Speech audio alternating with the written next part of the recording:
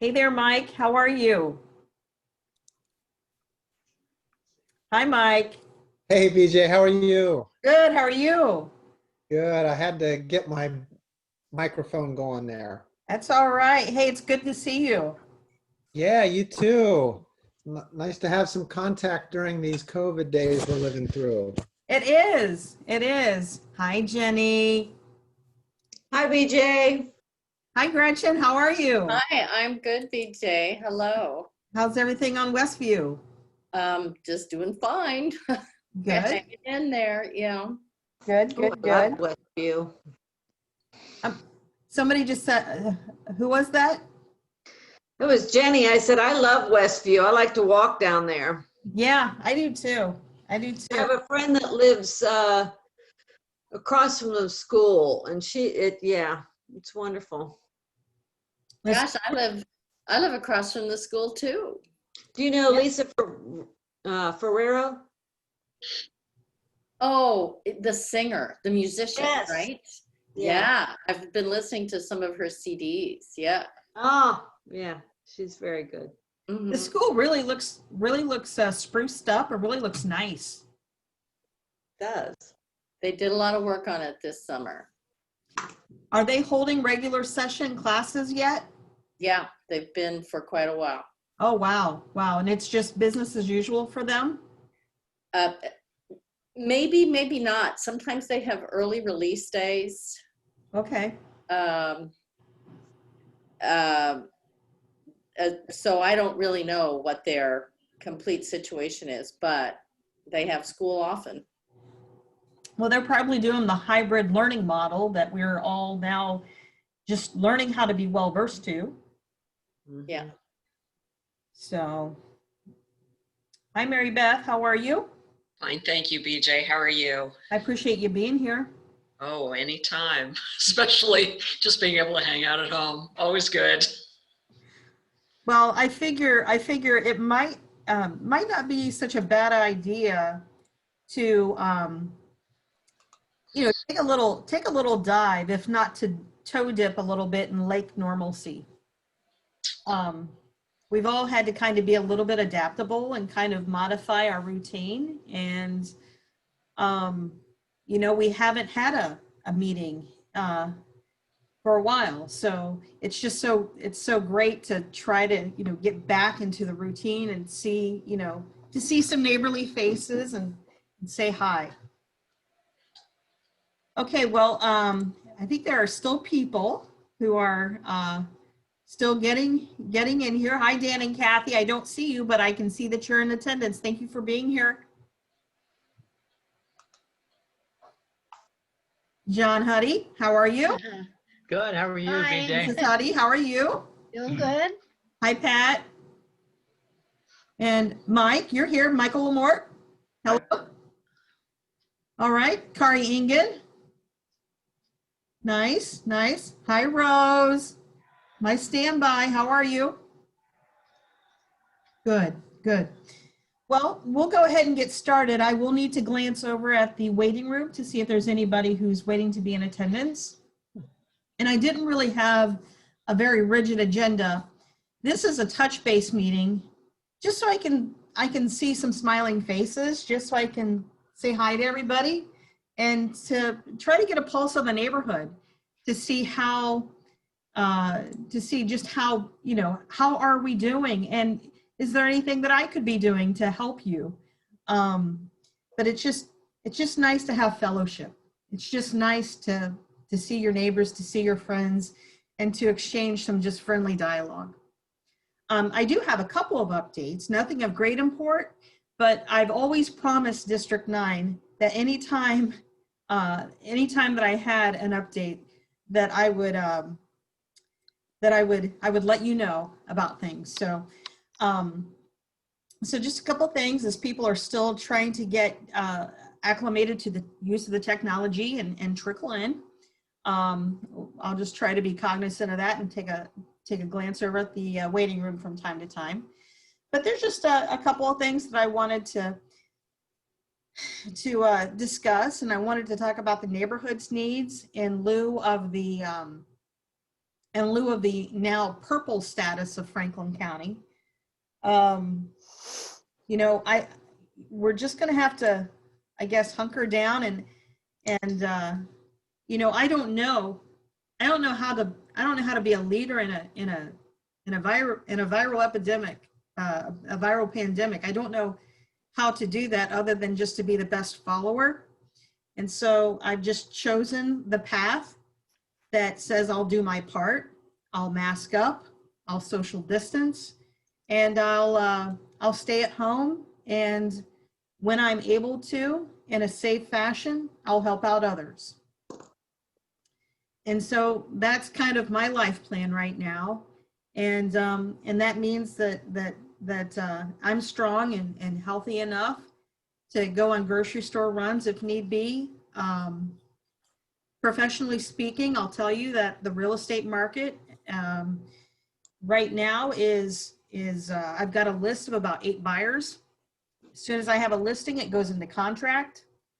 I might go on 2 or 3 buyer appointments to go see a house every week, but the inventory is at an all-time low. We're just under 1 million in population, and that's and we've been averaging 2,500 listings to the entirety of the Central Ohio MLS. And that's just not enough to serve everybody. So with that said, you know, it's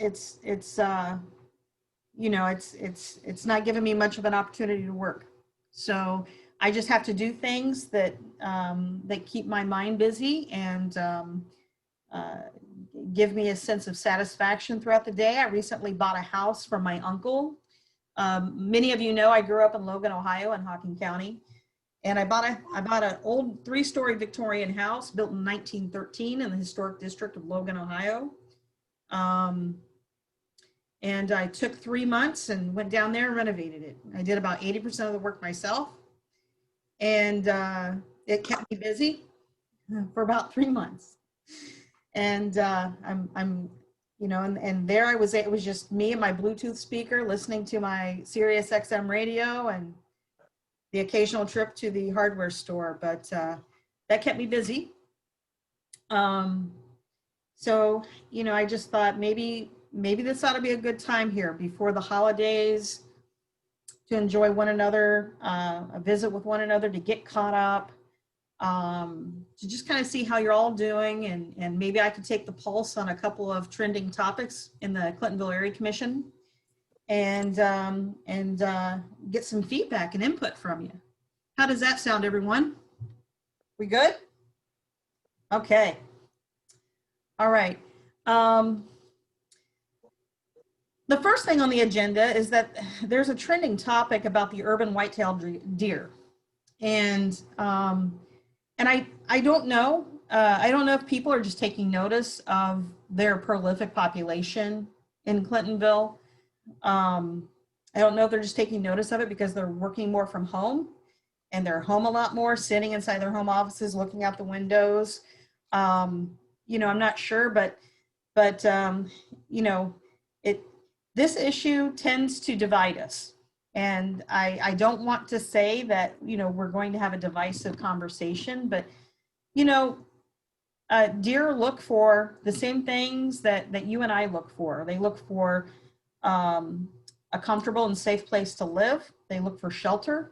They look for ease of foraging, ease of food. And the topography of Clintonville is such that, you know, we love our green space. We love our wooded areas. We love our ravines. We've got 3 of them. You know, I think we look for the same thing that the deer look for. And so, you know, I've just come to accept that coexisting with the deer is a good plan. But there are others in Clintonville who feel differently. Members of the CAC have contacted the mayor through the Department of Neighborhoods, our neighborhood community liaison, and asked for some type of intervention to cull the herd.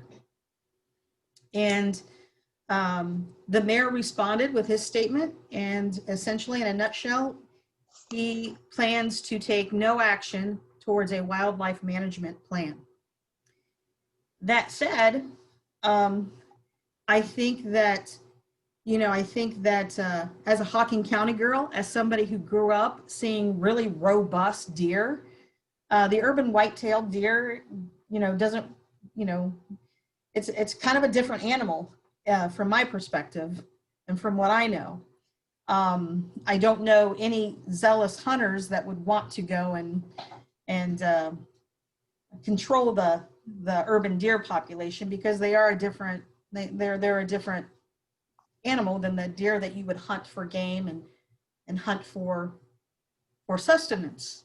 So, but I do think that there is a problem with intentional feeding and inadvertent feeding. And by that, I don't mean that we shouldn't plant hostas because they come and eat our hostas, but I do know that there is intentional feeding. I do know that there's a neighbor of mine who hand feeds deer right from his hand, cracks corn. And then there are people who just accidentally feed the deer by not having very high-strung bird feeders and that kind of thing.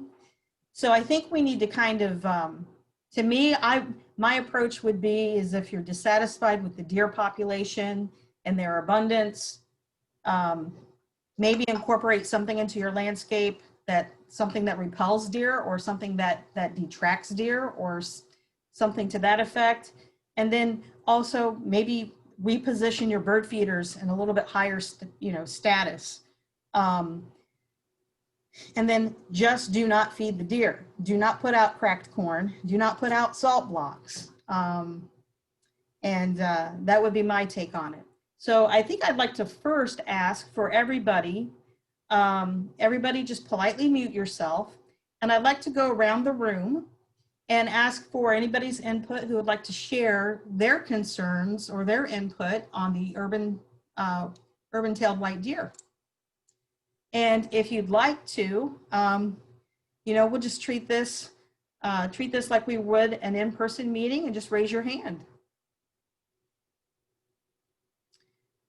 All right, Mike and Rose kind of were in a tie, but I'll just start. I'll start with you, Michael. Go ahead and unmute yourself, Michael. Yes, my experience has been now, BJ, you had mentioned about, are we just all working from home and just noticing it? I've been working from home for 10 years. This is, this year in particular, I have never seen this many deer, especially this close and this close up. I literally had a 8-point buck waltz through my backyard, come up to my deck, and was so close to my house that if I would have my windows open, I could have reached out and grabbed his rack. That's never happened in the, trying to do the quick math here, 14 years that I've lived in this house. Actually, it's been more than that. I moved in 2003, so 17 years I've lived in this house. Now, it's like you mentioned about putting bird feeders up higher and whatnot. Even if we got everybody to do that, it's still not going to solve the math problem of how fast they can just simply overwhelm by how fast they just populate. I mean, one female deer in her lifetime can breed 24 fawns. And so, and when you figure out of those 24 fawns, about 70% are going to be more females. I mean, it doesn't take a rocket scientist with a spreadsheet to sit there and figure out how fast the urban deer population can grow. I don't know, you did that pretty quickly, Michael. Yeah, and it's like, and keeping in mind, like, okay, now, okay, even if we put up fences and so on and so forth, just keep them out of our yards and whatever. I was on a walk with my wife and kids around the neighborhood. I got stared down by 2 bucks who started pawing at the ground. They were about 30 yards away from me. And I had to basically take a defensive posture and have my wife and kids go ahead of me while I stood there until and basically just, say, get out of here. I'm gonna, if they're gonna gore somebody, have it be me first. That shouldn't be happening. And no matter what we do individually, that's not going to solve the collective problem. So that's my my 2 cents on that. I don't think we should have to live in fear of being gored by a buck walking around our neighborhood after dinner. Well, Mike, you're not alone in that opinion. There are many people who share that opinion.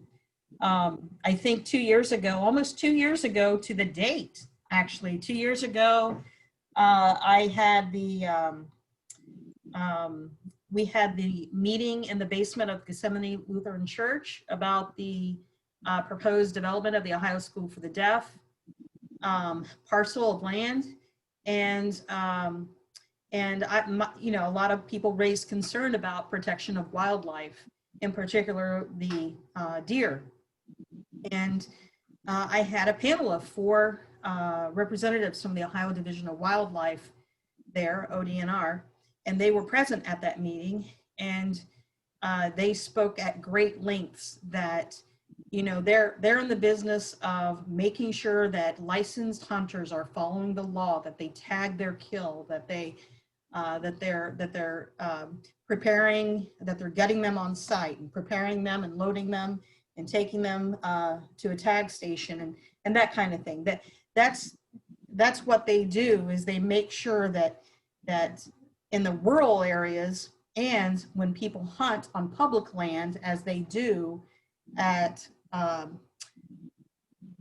over near Darby Creek, because and Deer Creek, they are permitted to hunt on public land in specified areas. They make sure that people are hunting in accordance with the law. And Franklin County, out of all the counties, and I'm putting it in comparison with Hocking County, Vinton County, and those rural counties that I'm very familiar with because that's where I grew up. Franklin County has the highest quota for deer that you can kill. So during a legitimate deer hunting season, if you are a hunter, and this goes with rifle or bow, you're allowed 4 deer per person. So other counties, Vinton, Hocking, their limit is 3. And I think just that alone does state that we do have a prolific deer population, and there has to be a way, and they have no what am I trying to say?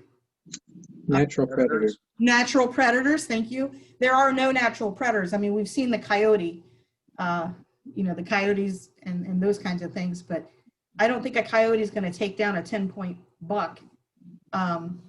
But, they have no natural prey.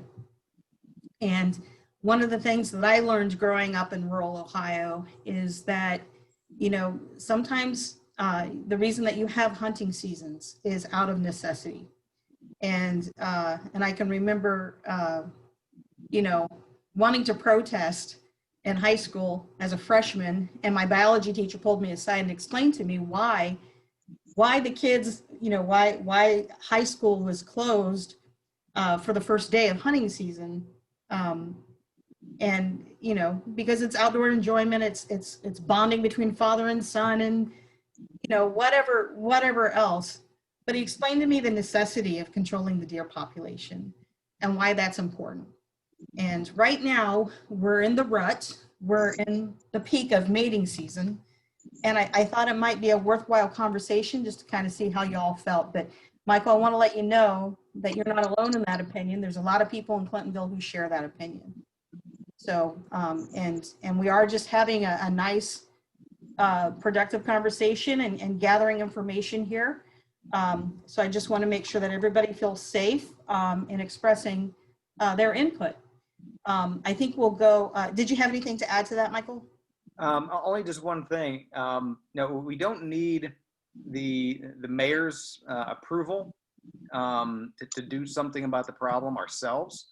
But what it would take would be a conjoined bunch of neighbors who all were in agreement and felt the same way, particularly down like around the ravine, around Rush, where it's like, okay, they come so close to these houses. I mean, just going on a walk. I mean, you can, you said, I mean, you've got people hand feeding.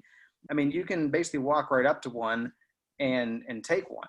And, you know, it's like, but we would need like everyone, or at least a majority approval, because in Franklin County, in the state of Ohio, in the city of Columbus, if you are allowed to hunt on your own property, so long as it's not with a firearm.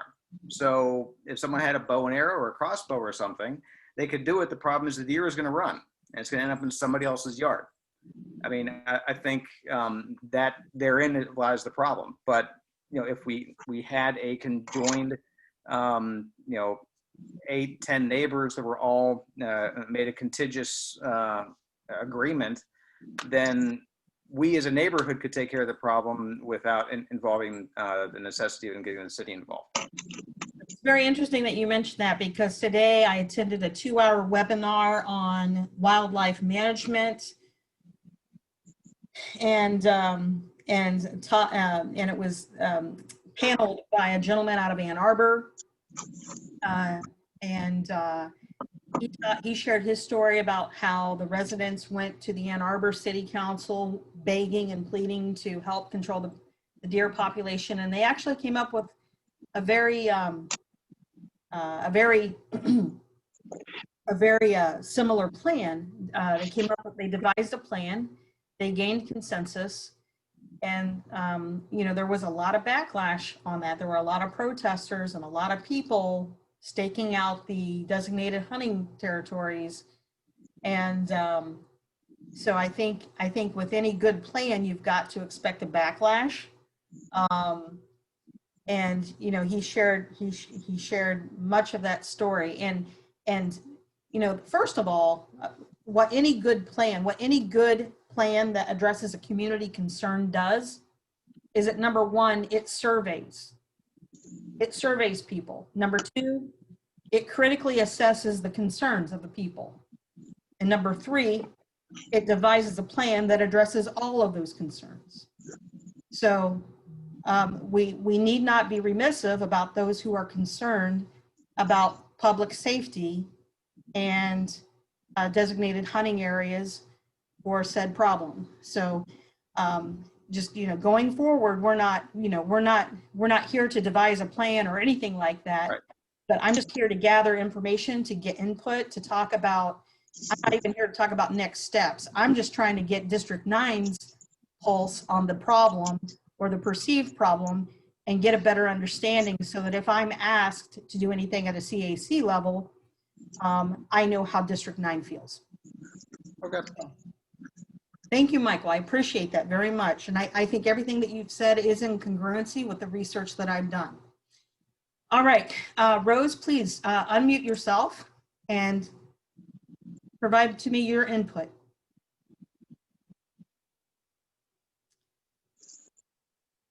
Rose? Hold on, Rose. Unmute yourself, please. Can you unmute yourself? Am I unmuted? Oh, I can hear you, Rose. Oh, okay. Well, I never feel scared. I take walks every day. You have to treat the deer with respect because they are wild animals. I don't think we should feed them or pet them or hand feed them, because they are wild animals and we need to respect that they're wild animals. And I think we can coexist with them and not approach them. I mean, I take walks every day. I see deer all the time. And to me, a better option of controlling them would be birth control rather than the neighbors. And you have a problem with, if the neighbors are shooting, what if a bullet accidentally goes in somebody's house? What if somebody's walking by? I'd be concerned about, you know, somebody getting shot, you know, unintentionally. I don't know if that would happen at all, but that would be a concern. And I have the deer ate all my hostas, and it's like, okay, I'm living with it. It doesn't bother me. You know, they didn't eat my hostas. I have these variegated hostas that are very quaint and understated, and they sit along the east side of my house, and they never touch them. Although the deer love my brick house, and they love to scratch their antlers on my brick house. They don't eat the hostas. I don't know. Rose, thank you so much. I know that you're an animal lover, and your concern is heard, not only, you know, out of respect for the deer, but out of concern for public safety. I appreciate you, Rose, for being here and voicing that. Yeah, and I do enjoy having them. Okay, and that's a very common opinion around Clintonville too. So many people share that opinion as well. All right, thank you, Rose. Mhm.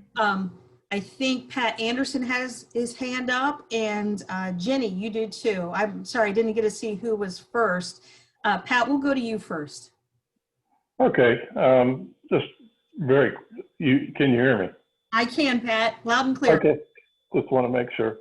You know, I appreciate the deer. It was an amazing thing when we first moved in here. We had 2 full in the backyard weaning, and it was, I've got great pictures and all that too. But the other side of that is we also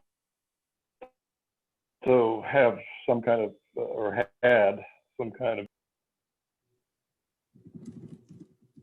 Oh, Pat, you're muted. You accidentally muted. There you go. Can you hear me now? I can, Pat, loud and clear. Okay, yeah, I had a spam call.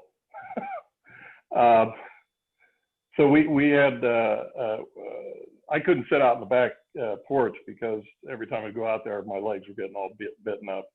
And I do know historically that with deer often come fleas, often with the fleas and ticks, and often with those come disease. So although, you know, I do enjoy seeing the deer, I do also have a picture of one of the neighbors with 8 deer in their front yard one afternoon. So there's no doubt that there is an overpopulation in the area.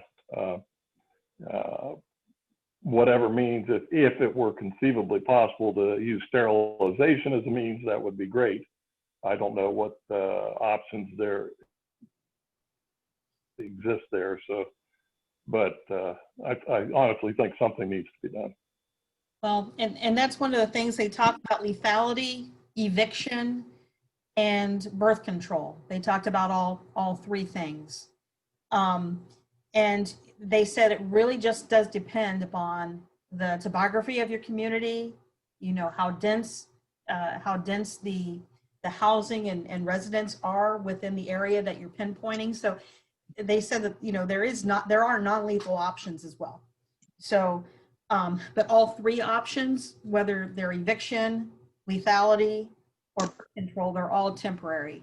And Mike is correct in his stating, or what he says does jive with what I heard today, is that a healthy herd, a doe produces twins or triplets. Very rarely is there a lone fawn. If there's a lone fawn born to a doe, that is an indicator of a health issue within the herd. I didn't know that until today. So a healthy herd often has offspring of 2 or 3 fawns at a time. And so, you know, it's a very difficult conversation to have, but it is a necessary one to have. So I just appreciate everybody allowing everybody an opportunity to speak and share their concerns. Thanks, Pat. Anybody else? Jenny, I think you were next. Please go ahead. Can you hear me? I can hear you loud and clear, Jenny. Cool, thanks. I think I really just want to express some of our experience and how because I know I haven't been within this group. I'm always listening, but maybe not participating. But so we live up against the deaf and blind school. And yes, we like the deer, but we also don't feed the deer. But I did learn something from this conversation that to raise the bird feeders, so I can appreciate that. I agree. My husband Craig just told me today that he saw 6 buck just go traveling somewhere, and to be honest, I mean, it's been enjoyable to watch them.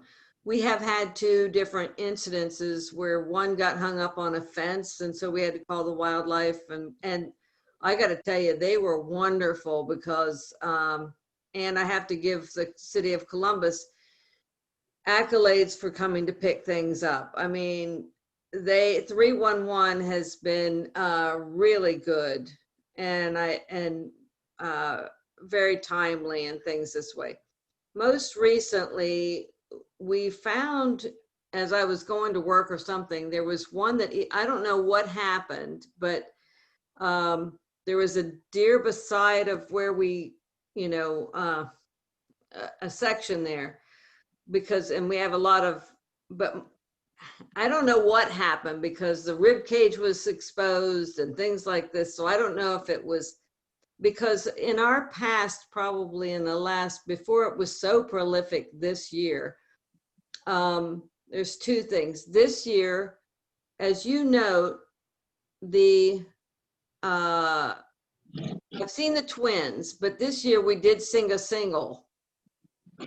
So where there was a single fawn. So if there's a problem with the herd, then maybe that's this year. The other one was, there was something else I was going to bring up on that one, but those things or whatever, I can appreciate your information and knowledge and bringing that forward. And I grew up in Lancaster and my mom's in Hocking Hills.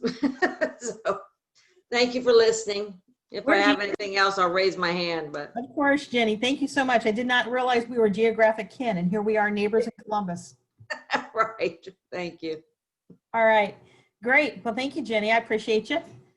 Who else? Okay, Mrs. Huddy, please go ahead and unmute. Well, I just like to say we agree that there are more deer out about this year. And another thing in the interest of safety, if they are going to be out there, we'd like to see some deer crossing signs, because we typically walk our dogs like after the 11 o'clock news, and there'll be a lot of it. We're on Stanton, and a lot of them are milling around, the park here and by the parking lot, ambling across Foster. And, people come roaring through there. I mean, even in the daylight, we've seen deer walking across the street in front of cars or near them. But in the short run, at least put some deer crossing signs up to kind of remind people to slow down for them. Because luckily, we haven't seen any killed in the road right here. I know on High Street, sometimes you see them. But it would be nice to have some warning signs and maybe slow people down a little. I agree. I think as with any plan or whatever the forecast for a possible solution to this concern, I think that incremental steps need to be taken. And I think that putting out deer signs, watching for deer, it's not a traffic control sign. It's not a traffic management issue. It's a public safety issue. And I know I do feel like it's a public safety issue, and I do think that we need to lend some credence to that. So it's not a traffic control sign, but it is a public safety sign. So I would agree with you that would be a very strong incremental step to take, is to at least make people aware. Awareness is key, right? So I would agree with you. I think it's a good step. Would anyone else like to speak to the deer issue? And if for some reason I can't see your face, which there's a handful of you who don't have just your name tile, I want you to speak up.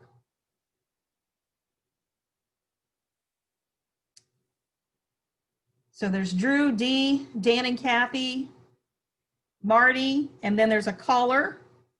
So I just want to make sure that everybody has an opportunity to provide their input. Okay. Hey, BJ, this is Drew. Hey, Drew. My wife and I were just talking about how we were sitting on our couch, and we've got some bird feeders out front, and we see deer probably, 3 times a week. But I heard some good points on this call. We're going to raise our bird feeders up so that the deer can't reach them. I'm excited to do that. Raise the bird feeders. Okay. All right. That's good. That's good. That's very positive feedback, Drew. Thank you. Okay. Are we ready to switch gears onto something else? Okay. Some in other news and development news, bum bum bum. In development news, I had the pleasure of meeting with Commissioner David Votero from District 1, who is the south end bookend to Clintonville, and he always lends great insight because of his architecture background.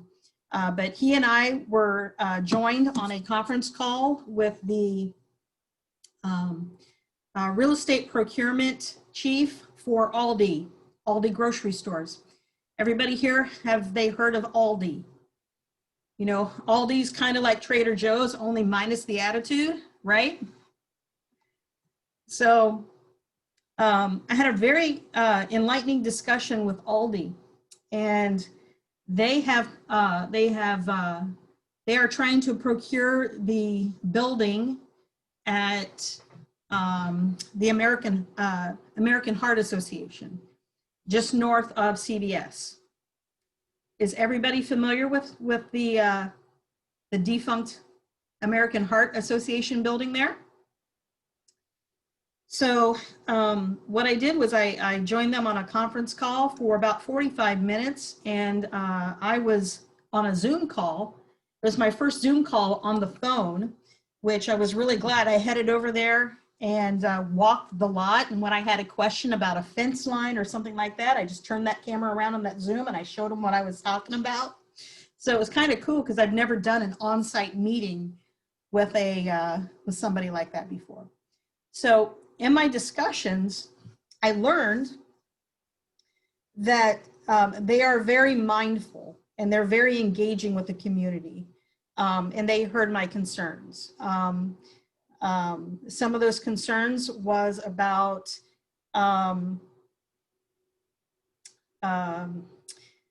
okay, so let's just say that I gave them a concern and they decided to flip the building on the site plan.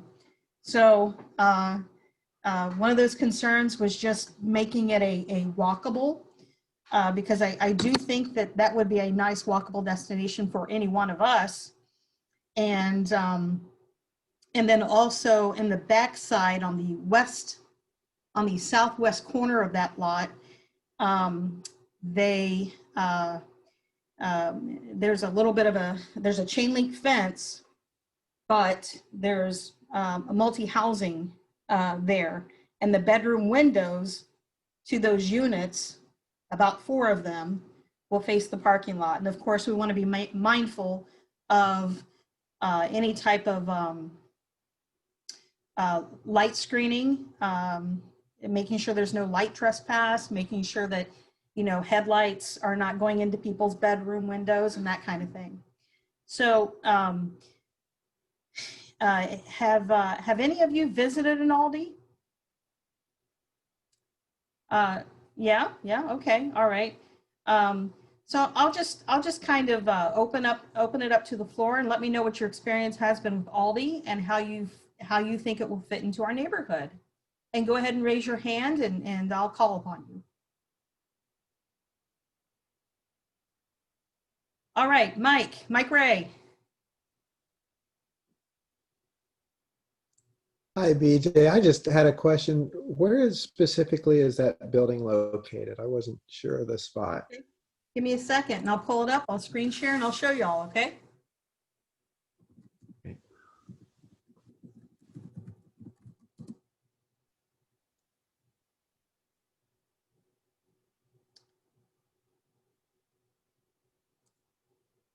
Give me a minute.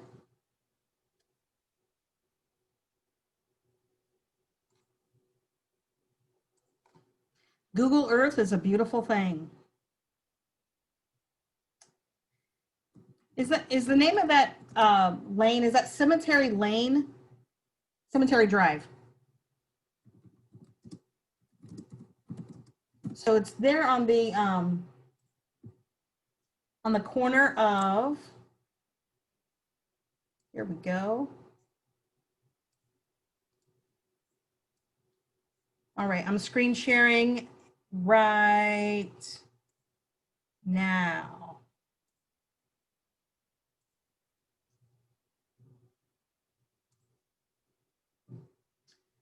Okay, so does this give you perspective?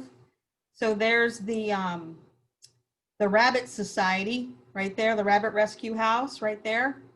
And then we have Cemetery Drive that goes back to the cemetery.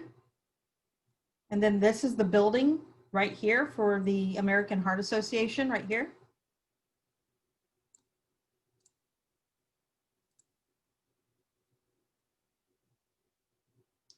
Let me see if I can get an aerial view.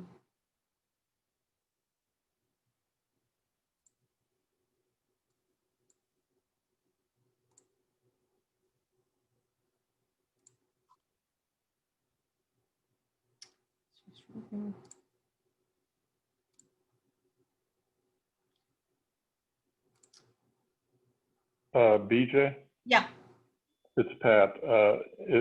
I believe that's adjacent to the CVS property. Is that correct? yes. I'm trying to get an aerial view Right. up here Okay. so that you can kind of see what's, there we go. This will be easier. Sorry, it takes you a minute once you get so many clicks into Google. Okay, so this is our neighborhood CVS right here. And then this is the American Stroke Association. Sorry, I misspoke. I called it the American Heart Association. I apologize. And then there's the Cemetery Drive right there. And then this is a chain link fence right here that goes all the way here to a wood panel fence here. And the parking block and the asphalt goes right up to that fence. So that's the site that we're looking at.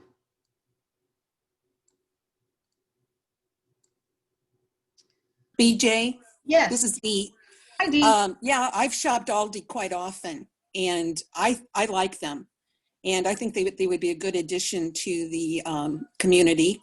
They're known for having very reasonable prices.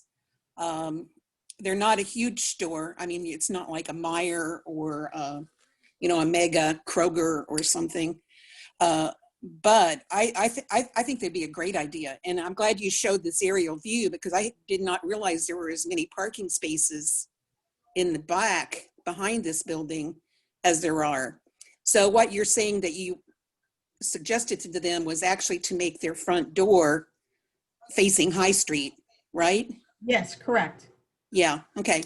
Now, and I do know that they've been expanding a lot and they've redone or remodeled a lot of their stores throughout Central Ohio. And the remodels they've been doing are really quite nice. So I'm actually very pleased that they're interested in coming into our neighborhood. I think they're a good idea. And especially when you don't want to do one of those shops where you have to go in and like walk 3 miles, to find everything you want. They're a smaller store and you can go get in and get what you want. One of the ways that they keep their prices low is that they don't carry every single brand like a lot of the larger stores do, but they have brands that are brands that are perfectly suitable. So yeah, I think that this is exciting news. So thanks for sharing that with us. Oh, you're very welcome. And so this is just hot off the presses. This was just, I think, 10 days ago that I had this call. So I couldn't wait to share it all with you. So anyone else? Speak up. Hey, BJ, it's Rich Fowler. Hey, Rich. Hey, is this a new build or an existing building reused? They are repurposing the building. Okay, and will they, in as much as they can, comply with the overlay? Yes. They believe me, they were so receptive to all of the feedback, everything from landscape, architecture, to the fences, to the direction and flow of pedestrian traffic. I was very encouraged by my discussion with them. So they are a very people-friendly business, and they're from the aspect of wanting to even meet with us on a very preliminary scale. They're very very friendly and engaging and very receptive and took notes of everything and didn't balk at anything, didn't push back on anything. They were very, very receptive. They want to be a friendly neighbor. Well, that's good to hear. And I think they have limited hours too, don't they? They're not open late in the evening. Correct, correct. And my favorite part is that you don't get your quarterback from your grocery cart until you take it back. So there won't be any random grocery carts floating around. Well, that's even better. That's my favorite. Mhm. Okay, well, thanks. Sure, sure. Anybody else? Sharma Huddy here. I'd like to say I totally agree that it's a wonderful idea. Because I can't think of one that's all that close to us. We would go, but it's kind of out of the way to, I know there's one on, I think Sawmill and Hudson over there. But yeah, I think it'd be wonderful because I know a lot of people that shop there for a lot of things, and they're always very pleased with the quality of the products. And we've bought some things from them when we can. And yeah, I think it's excellent. I'd be delighted to have them in the neighborhood. Well, one of the things that Kroger has done recently is they've integrated their organic line so that you can't just hop in and go to the organic section and grab your organic milk or your organic whatever at the front corner of the store. I loved it when Kroger had it like that because it could be a 5-minute trip versus a 15-minute trip. Now I have to go clear, I have to walk a clear oblique to the organic milk section, get my milk, and then I'm probably going to buy something on the way back to the cashier that I don't need. And it's a much more drawn out trip, but I like the fact of having Aldi and having our organic product line and being able just to buzz in, grab a gallon of organic milk and buzzing right out. So. Anybody else want to say anything about a prospective new neighborhood grocery? Hey, BJ, this is Drew. Hey, I just Drew. wanted to add that I think it'd be pretty awesome to have a grocery store right there on High Street, much closer than Graceland. And it could almost have, somewhat of a walkable and bikeable feel that we could just stroll up to. And so I would really respect green space on the side of High Street. Mm-hmm. And I think they're very much committed to the Clintonville neighborhood plan. And I know they're going to have a bicycle parking island. But I think they've embraced all the feedback that we've given them. So I'm encouraged. All right. I can see you all now. I've got you all back in tiled format. Does anybody have anything else they'd like to add about an experience with Aldi? Rose, please go ahead. Are they going to work on improving the sidewalks to going to Aldi? I believe, what did they say? There was some mention, Rose. There was some mention about sidewalks. Yes, but I forget, please forgive me. I'll need to revisit that conversation with Commissioner Votero and have him remind me, but there was something about sidewalks. Yes, I can definitively say yes, there will be an improved pedestrian traffic thoroughfare there. So I just don't remember what specifically, please forgive me, that they said. Well, that'd be good. As we all know, the sidewalks on High Street aren't too good. Yeah, that's true. That's true. Anybody, John? Is that a hand raised, John? Okay. Yeah, I was just wondering about a possible time frame. Any ideas on that?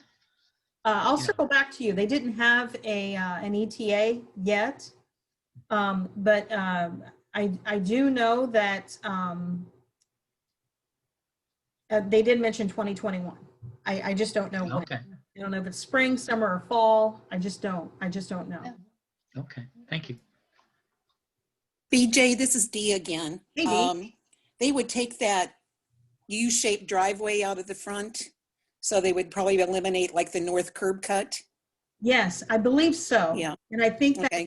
I think that's why they were going to redesign. I think that's why when Rose asked the question about the sidewalk, about revamping it, I think that that is all going to be revamped with a new walkway pattern. And I just don't recall it because I didn't have a site plan in front of me, but the way he was describing it. So yes, they're going to do away with that the drive through and the median thing there. And that, I think that's why the sidewalk was going to be revamped. Okay, great. Thank you. Mrs. Crawford, yes. Hi, BJ and everybody. I'm sorry, I have another meeting, so I'm going to have to say thank you so much. I Sure. really appreciate the information and everyone's input, but I Oh, got to jump off. So thank you. All right. tonight, carry on. And thank you for all your service to us. I'm just very, very grateful for what you've done over the past few years. Well, thank you so much. I'm honored to do it, and I feel lucky to do it. So. Wow, we're blessed to have you. Thanks. Bye, everybody. Bye-bye. Okay. Are those hand waves or are those, I've got a question. Marty, are you pointing the finger at me? What?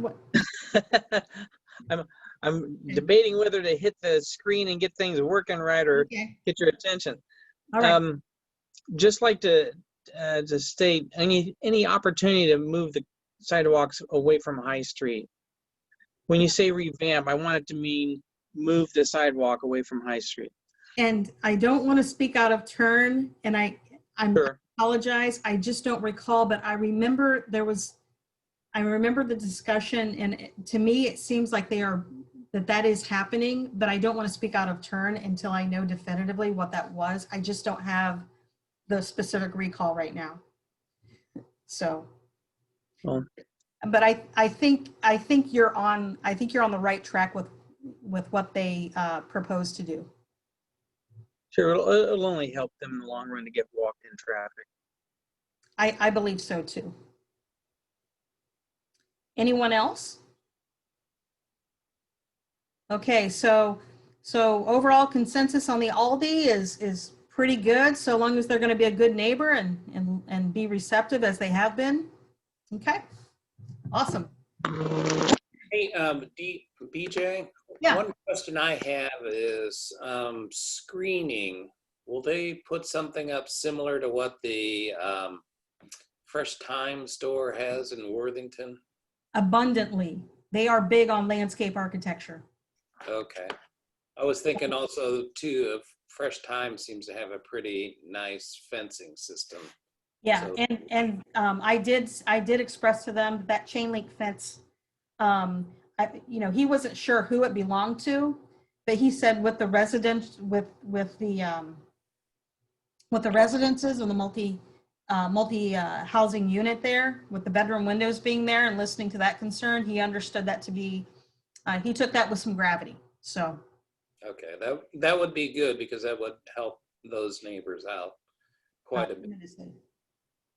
Because it's going to be, much more busy than it has been in years up there. And so that would improve their quality of life with good screening. Tenants are people too. So. People are people too. People are people too. That's right. Thank you, Rich. Okay. Anybody else have anything want to say about in wrapping up Aldi? Okay, fantastic. So I just want to bring to your attention a proposed bylaws change that a fellow commissioner has brought to play in the Clintonville Area Commission bylaws. So I want to start out by saying that I don't know if you know this or not, but I've chaired the CAC for this is my second year chairing the CAC. And part of a big part of kind of what I wanted to do is, kind of leading the way is I wanted to optimize transparency. And that's why we have a more user-friendly website. So if you want to go and find documents like a copy of the bylaws. You can find them at clintonvilleareacommission.org. If you want to find a copy of minutes from October of 2020, you can find them. And if you want to find how your commissioner voted on any topic, you can go under the topic, you can go under the tab for voting records. And I've tried to engage a lot on social media and do cross-posting of information to try to get the word out. Because we just really don't have a reliable community newspaper anymore. The Clintonville Booster has really taken a back seat since Kevin Parks retired. And the Clintonville Spotlight's only a one-time a month publication, and that's subscription only. So it's really difficult to share information. But I just want to remind you that when I put together an agenda and I chair the area commission meetings, I start every meeting by stating the mission of the CAC. So as soon as I do call to order, I go ahead and reiterate, welcome to your Clintonville Area Commission, committed to the undertaking and preservation of the values of the community through promotion, implementation, and recommendation to city officials.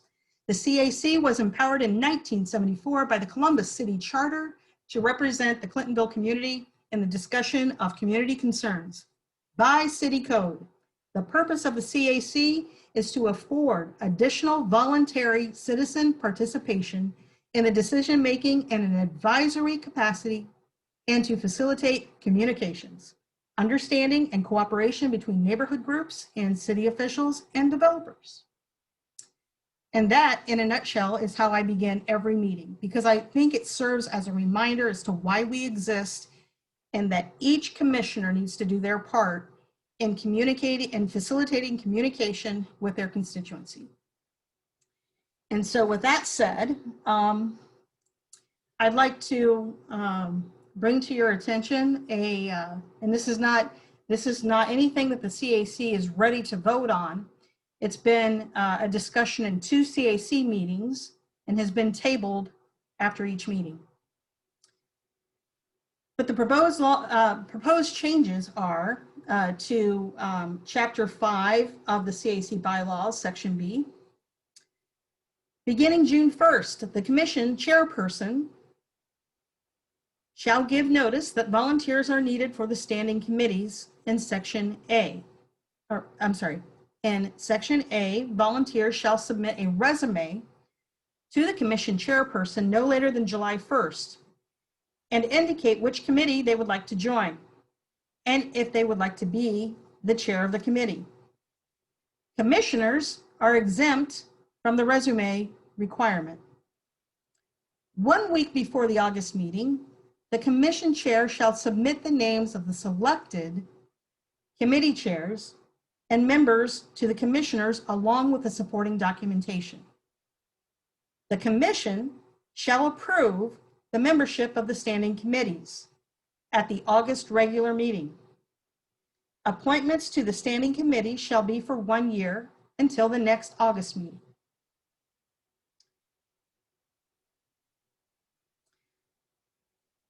I'm going to go ahead and screen share that for you and let that sink in.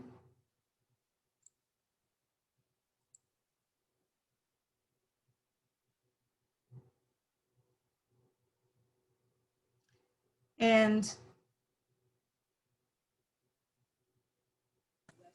I'd like you to just kind of review that and think about what that proposed bylaw change means to the CAC and what it means for the community. BJ, maybe I'm confused or I didn't hear it or see it here. Who makes the decision after the resumes are submitted? The chairperson. Picks all the committees, members? Yes. Only the CAC chairperson would decide who's on the committee and who's the chairs? Yes. Whoa.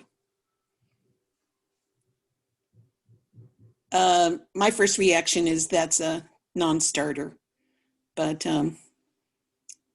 usually we don't have At least when my involvement on the CAC, there wasn't a reason to try to exclude people. It was more of a need to have people participate rather than to minimize the number of people that could participate. And the other thing is that I think that to have one person, no matter who they are, as chair to determine who is on each committee and who the committee chairs are is not acceptable. I think that there needs to be more involvement in determining who the people are that participate. So anyway, that's my 2 cents. I need to scoot off, but thanks for sharing that. And I'll be glad to discuss that with you in greater detail if you'd like. Oh, beautiful. Thank you, Dee. I appreciate your input, always. Okay, thanks so much. Bye to everybody else. Bye-bye. Bye. All right, does anybody have a need for clarification of the proposed bylaws change? Hey, Rich Fowler here. Hey, Rich. Can you email that to us? And who was the person making that proposal? Well, I will, how about if I send you the minutes that include the commissioner who proposed it? That would be great. Would the minutes also include the verbiage of the proposal? Yes, yes. Okay. Thanks. It was a 3.5-hour meeting. Okay. Well, as Dee says, we need to encourage citizen participation, not do anything to either discourage or cherry pick people on certain committees. I know. And my problem is I don't think any sole authority should do the cherry picking. You know, as it stands now, what we do is we glean interest and put it out there that, you know, it's, first of all, what COVID-19 has done for us as a commission is it's made us even more transparent. Not only do we have to put the time and place, the date, time, and place of the meeting, including the Zoom meeting links, but we have to post the agenda at least 48 hours before a meeting. And that was not in the requirements before. Every meeting is on the CAC website calendar. It's imposed a larger burden for us to be transparent. And this year was especially difficult to glean interest into, for people to join a committee. You know, with the stay-at-home order and the masking up and with all of the city's resources currently going towards COVID. And at that time, in June and July, when all of this was going on, you know, the Black Lives Matters movement and what was going on downtown and all the COVID stuff was going on. It was a very difficult year to get people to consider playing a role in a voluntary committee. It's been a very stress-laden year. And this is the year of essential business. And this year, it's been very difficult to glean the support to build committees. Fortunately, we have 6 standing committees and they're all very well committed to and have people. Even if you did not belong to a committee as a registered member, you could still attend a meeting. All meetings are public. And I just wanted to say that if anybody wants to be part of the committee, I am of the opinion that if you want to, I mean, if you want to invest your time volunteering in serving on an area commission committee, you should not only be welcome, but you should be encouraged and you should be thanked for wanting to do that. And then the other part of the proposed bylaws change talks about the selection process. Well, I'm the chair, and if I were the chair next year,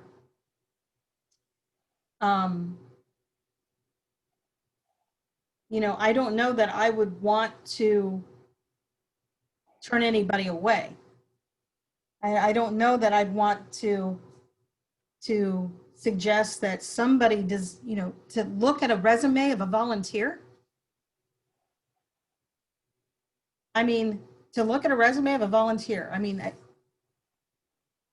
to me, it just seems like it goes against the mission statement that our purpose is to solicit voluntary participation from the community. It just seems to negate our very reason in the Columbus City Charter. And it doesn't lend any it doesn't lend any credibility towards how could we benefit? You know, let me play devil's advocate. How could we benefit by having a selection process? Are there any benefits that could be had by asking volunteers to submit their resumes? BJ, Oh, yes, go ahead, Pat. it's Pat. Having been a member of a few volunteer organizations in my lifetime, I understand exactly what you're talking about. It's very difficult to get volunteers just in general. And I guess my question is, was there reasoning behind this suggested change? Was there any explanation for it? It's not stated here, but and you can see this on the minutes, the reason that the proposed bylaws change was recommended is so that volunteers could be vetted and that there would be some accountability to those selecting the volunteers to serve on which committees.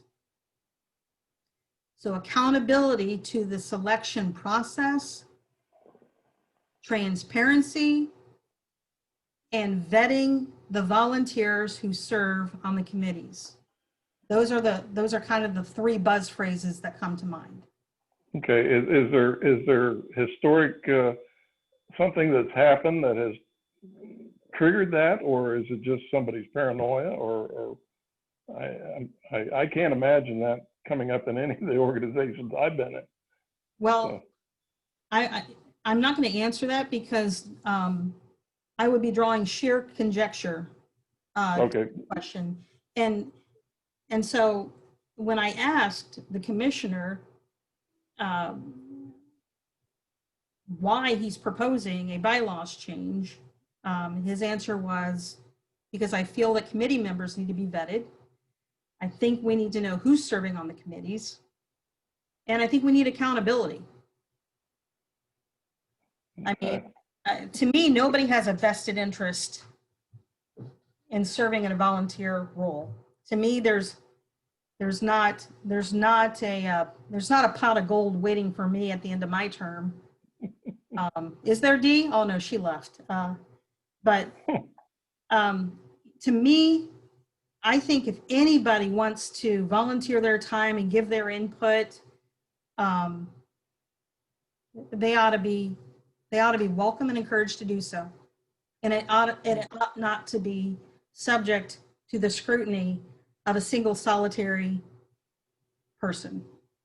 And the statement that says commissioners are exempt from the resume requirement, why would we hold a committee chair or hold a committee member higher to a higher standard than we do ourselves? Oh, absolutely, I agree. The way I look at it is we already have a degree of accountability, and it's called a democratic process. And I'm accountable to my constituency. And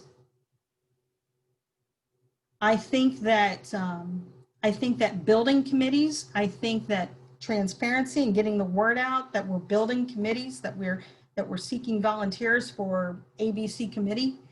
I think the onus, I think each commissioner shares 1/9 of that responsibility. You know, there's a reason that we have geographic parameters split into 9 districts in Clintonville. And that's so that that responsibility can be shared 1/9 by each commissioner. And volunteers and community leaders and volunteer organizations should be self-accountable.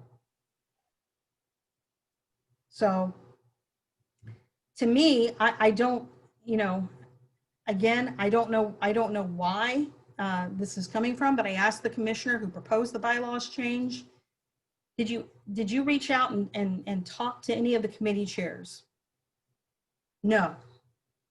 Did you look at any of the because we do have a slate. So when committees are formed,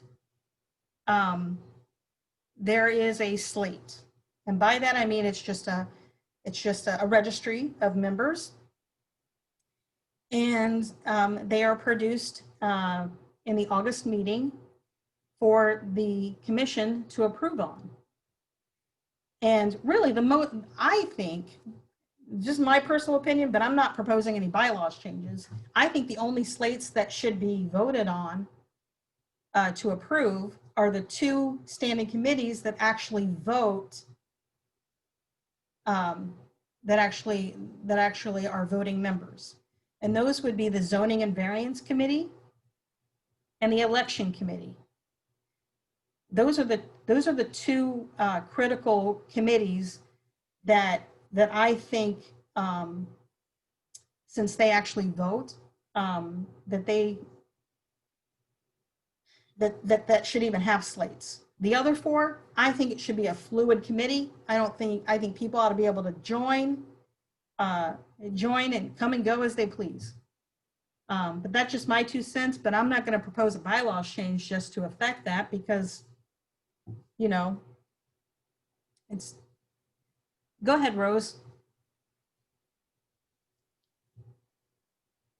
This is just one person's opinion, so this can be easily voted down, I assume.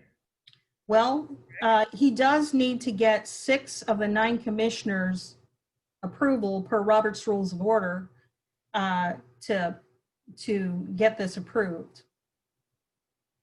So if 6 people disagree with him, it's not going to go through. Well, if 5 people, 5 people. well, he needs 6 people to agree with him. Okay. Well, looks like that's not going to happen. I would think. I don't know, but I wouldn't think that would happen because, like you're saying, you can't have one person making all the decisions, and you're going to discourage people from volunteering if you do that. Well, that's actually my end game, Rose, is that people will feel intimidated and discouraged from wanting to participate. Well, I would under those conditions. I mean, to be subject to that type of scrutiny as a volunteer, as somebody who just wants to be part of a volunteer committee, I don't know. So if you guys, I put in the chat, I put my email address. I'd like each of you to email me so that I can follow up with a copy of the meeting minutes for this proposal and the proposed verbiage. And then I'd like to hear back from you, and you can let me know what your thoughts are. But I appreciate you sharing your initial input. Jenny, did you have something you wanted to add to that, or Pat? I'll be happy to just chime in on. I mean, I agree with you that my impression is if you're asking for a resume, and if you're going to get that detailed, you're asking for somebody to apply for a job, and that means that they're going to be paid, and then that's a whole nother, you know, that's not volunteering. Volunteering for me is that if you're in a position or whatever with some time to be able to contribute to the community you live in, and sometimes that's trying things out, and that's what volunteering is about. And I think a leader of a committee is one who has to have a very unique skill in attracting volunteers and being able to be flexible with that in and out of volunteers. You know, yeah, everybody wants somebody to be accountable and be on time, you know, but that's a job. So I appreciate you putting your email out there. My big question on that then is, and I apologize if I just don't know enough or haven't been involved enough, but so it's my understanding then that how we can help this particular group from this meeting is to provide you with some feedback on an email. Is that right? Yeah, that would be helpful. That would be helpful. Okay. All right. Thank you. Thank you. Yeah, my 2 cents is, are you hearing me? I am. I'm hearing you loud and clear. Okay. Okay, just making sure.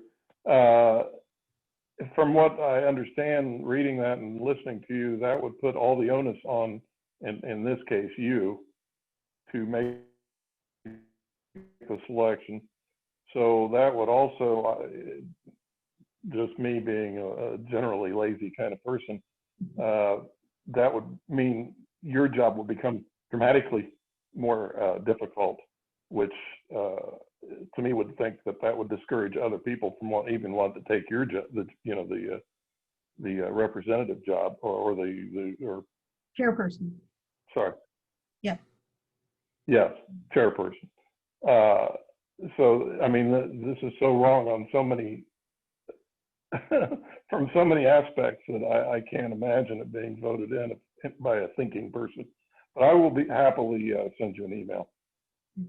And just to give you a point of reference, there are upwards of 60 slated members of our 6 standing committees.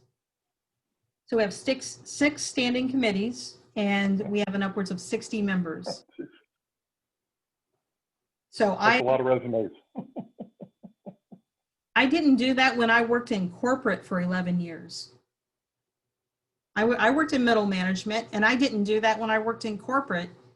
I managed a team of 20 people, and I had an HR office. I had an HR representative who did that for me. So anyway, would anybody else like to add anything? Rich, I see your hand up. One thing I would do too is ask the city attorney's office if this is even doable. I think you put a resume requirement in. Once somebody says, I'm interested in serving on the committee, unless you have standards, unless you have all this nomenclature to put in to say what an acceptable resume is, then you're opening yourself up for liability. Same thing, a person making the decision, the whole CAC, you exclude some citizen off a board they want to serve on in their neighborhood, then that begins to attract the attention of the legal folks, and that would open up a whole can of worms for the CAC that you probably don't want to deal with, and the city attorney would say, don't do it. I think as community leaders, Rich, I totally agree with you. I think we're not infallible. We're not. There's a, to sit here as chair of the CAC, I have to prepare for meetings. I probably spend 7 to 8 hours a week doing this gig. And it's fun work for me because I get to learn all about zoning code, all about muni code. I get to go to meetings with the mayor. It's fun for me. I like it. I enjoy it. It's a kind of a labor of love. But I enjoy it and I don't mind it. Sometimes I get meeting fatigue, but I would do that if I had a corporate job. I'm just fortunate enough that I'm in a position where I can afford 7 to 8 hours a week volunteering, doing a voluntary gig that I like to do. I feel very lucky about that. I feel very fortunate, and I don't know. I just don't know about vetting. I don't know about vetting committee members. I mean, when I think about that, I think about the election committee, who is chaired by Ann Heckner, who was with the League of Women Voters. And she knows all about election law, election practices, and the democratic processes. And she almost did not volunteer to be election committee chair again. And I almost pulled my hair out, because I'm thinking, she's the most knowledgeable person about the electoral process. She's fair. She does not break easily. She's very strong in her convictions. And with all of her experience in volunteering for the elections,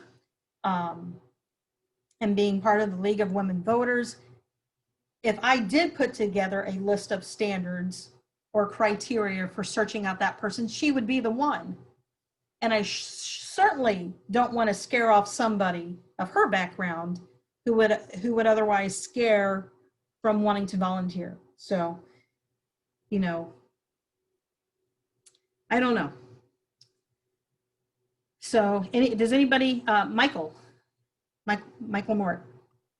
Yeah, I only have just one little comment. Like the only reason that I could see as to why they would want to look over someone's resume would be to ensure that there is a broad spectrum of people serving, where they get a bunch of different viewpoints and that kind of thing. So you don't all have just a bunch of people who are all friends, who are all, basically have the same background. Well, that's going to slant the discussion. But if that's the case, they need to make that public. They need to say, this is why we're doing this. And, it's like the resumes of everyone are going to be posted in public so that everyone can see that we are doing this to ensure that we have a broad spectrum that accurately represents the people in our district. So if that's what they're doing and why they're doing it, I have no problem with it. But they have to make it public that that's what they're doing and why they're doing it. I would agree. I would agree. So I think that's a very valid point. If you look at the membership of our committees, there are people from lots of backgrounds. Clintonville is 35,000 people. There's a lot of diversity of thought. And I think that right here in this very setting, the very first topic, we talked about urban deer. We have diversity of thought and variances of opinion right here within our own little district on urban deer. And I think that reflects, that's a good sample size of the greater part of Clintonville. And, but I would agree with you that would be an important to do. That would be an important thing an important reason or important motivation to do that. Again, I just don't know that that's the case. Pat? Just out of curiosity, of the 60 or so volunteers that you currently have on committees, how many people applied for those positions and how many were turned away, on a guess? Nobody was turned away. Nobody was turned away. Right. No, right. Yeah, if you want to serve on a committee, you can serve on a committee. There are right. there are committee seats that are limited. Like, for example, the election committee has 5 members. Right. The zoning and variance committee has 9 members. And those 2 committees have to have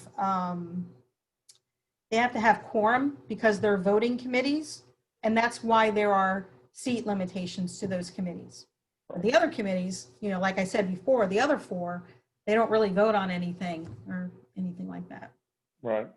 Yeah, it's like I said, it's been my experience. Just you really have to work hard to get enough volunteers to do what you need to do.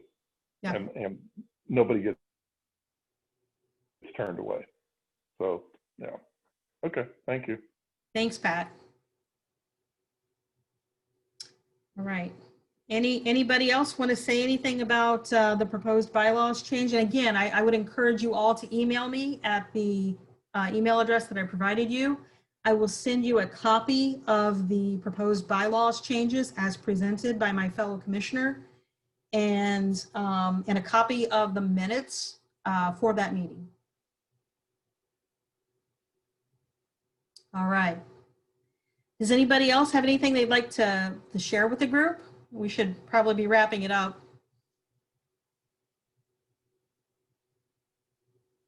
Well, thank you all for attending. I appreciate it. It's good to see people. It's good to see you all. It's good to see you, everybody smiling and healthy. And if I can do anything for any of you, or if you hear of anybody in the neighborhood that could use some assistance, you know, I'm not just a zoning vote. You know, I'm not just somebody who talks about development or anything like that. I'm a community leader, but I've become a really good helper. So let me know if you hear of anybody who needs my help, okay? All right. Thank you all for carving time out of your schedule today. I appreciate each and every one of you for being here. Thank you. Thank you, BJ. Thank you.